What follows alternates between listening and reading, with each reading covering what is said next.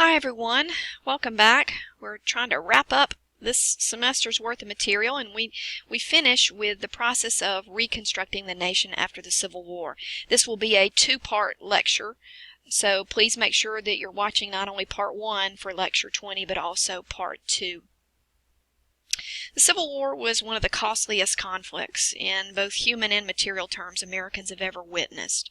More than 615,000 men lost their lives during the war.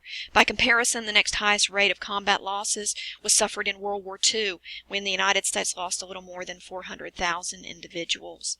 Besides the heavy human cost of the war, though, there was the physical and economic devastation wrought by this conflict. Think about it. Much of the fighting was done on southern soil, so cities like Richmond or Atlanta or Charlotte were areas that were invaded by Union troops and destroyed as they sought an advantage. As the Union Army sought to try to bring a final end to this conflict, they're setting fire to warehouses full of cotton. They're ripping up railroad lines. They're tearing down, telegraph lines. And so when the war is over, you can't undo these things. You can't just snap your fingers and everything go back to the way it was before the war. So for this reason, we're going to see a lot of the physical landscape of the South, fields and cities, just simply destroyed or laying in smoking ruins. This is going to lead to a problem for the South for decades to come. Not months, not years, but decades before the Southern economy will get back up and running as it was before the war. Not only that, but Confederate currency was worthless at the end of the conflict. Their economy is essentially in tatters.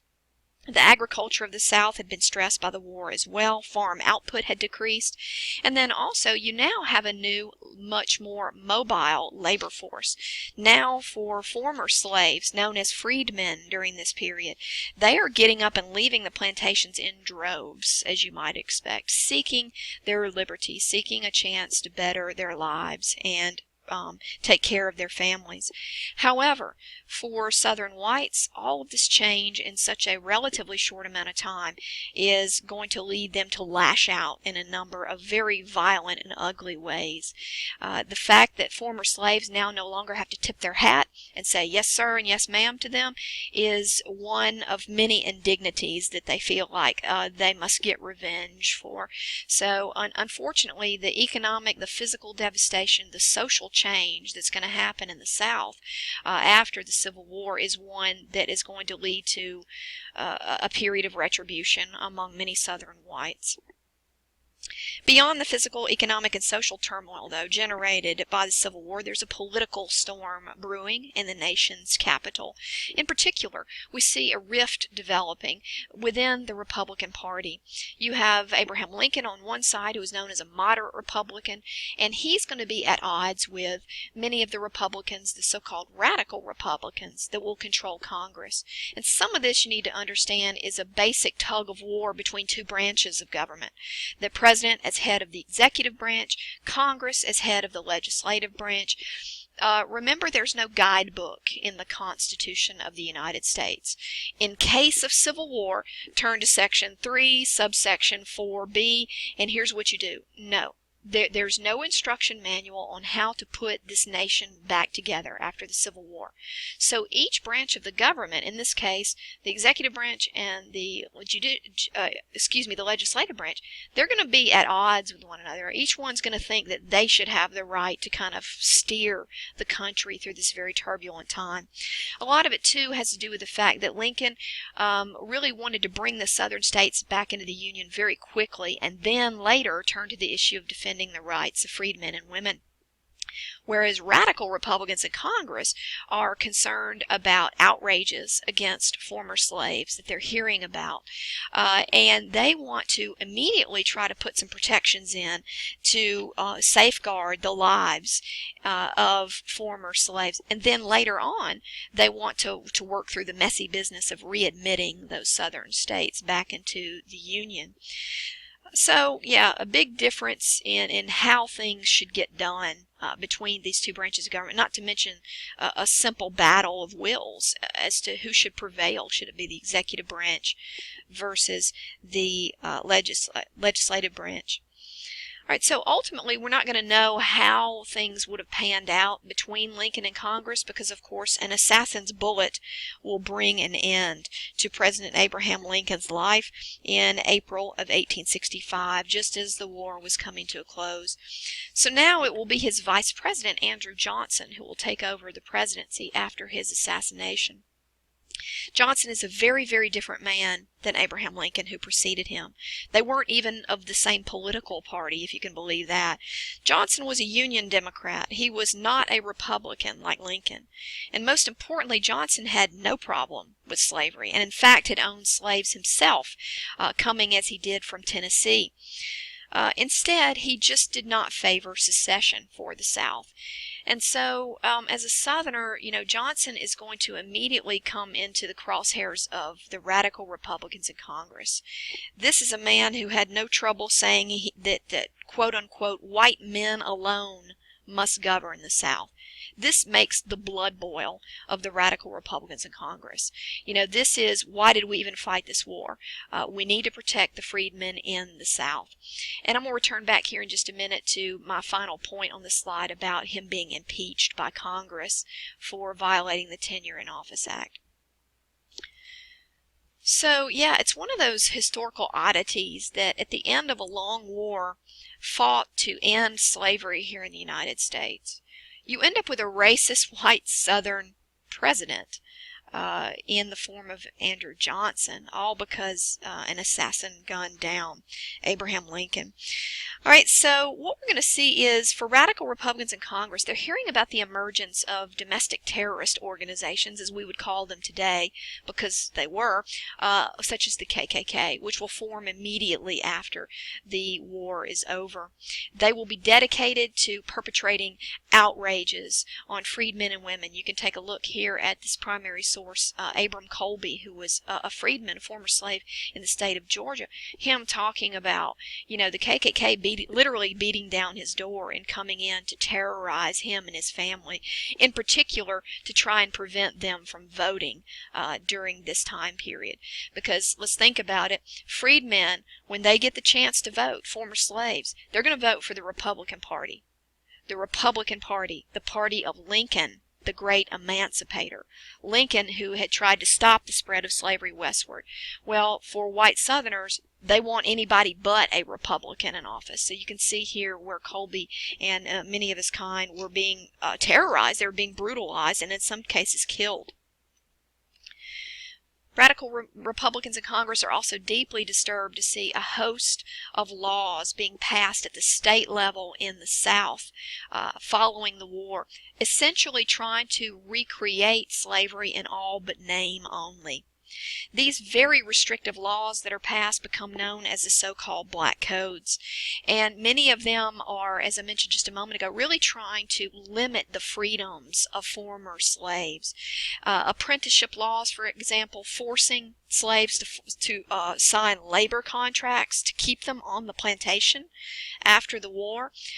Freedmen being prohibited from owning weapons of any kind. White Southerners worried about retribution at the end of the war are preventing them from owning weapons without having to pay for licenses. Social control, making disrespect a crime. The state of Florida, for instance, made any disrespect towards whites a crime that was punishable by whipping, a punishment that was often used during slavery times, still being recommended during this time period, and that's not accidental. Also, blacks being forcibly kept away from white social gatherings, the beginnings, in other words, of what we think of as racial segregation. All right, so blacks being kept away from the polls, not being allowed to vote. So if all of this, kind of sounds like slavery, it's because that's what white Southerners were trying to recreate through these very restrictive black codes. That's why radical Republicans in Congress will respond with an amendment to the Constitution of the United States. The 14th Amendment, which will be ratified in 1866, will immediately invalidate all those state-level laws. When you think about the hierarchy of laws here in the United States, a federal law, right, a national law like an amendment to the Constitution, always has more power than any state level law. So in one fell swoop, the 14th Amendment immediately strikes down all those black codes that had just been passed as the South's way of trying to reestablish slavery. So the 14th Amendment asserting that no state could deprive an individual regardless of their skin color or previous condition of servitude of, quote, life, liberty, or property, unquote, without due process of law. This offers equal protection to all, blacks as well as whites during this period, guaranteeing them citizenship rights. And remember that the southern states, by withdrawing from the Union, by seceding, many of them are not even back in the Union yet, so there's no way that these southern states can block this legislation, because you can bet they wanted to block it. They have to reapply, in fact, for readmission into the Union. Take a look, for instance, at this map that I have here. It shows you the states in red, or the dates, in red, of when each of these southern states were finally readmitted back into the Union. This is going to take years to unfold. They're going to have to meet certain benchmarks before they are allowed to reapply and be fully reinstated as states in the Union and have political representation again in the nation's capital. So what we're going to see is during a period between 1867 and 1877, we often refer to this as the era of radical Reconstruction. This is when radical Republicans in Congress will basically steer the process of Reconstruction. They're going to try to muzzle President Andrew Johnson, and will be able to do that most effectively by impeaching him in 1868 for violating the Tenure in Office Act.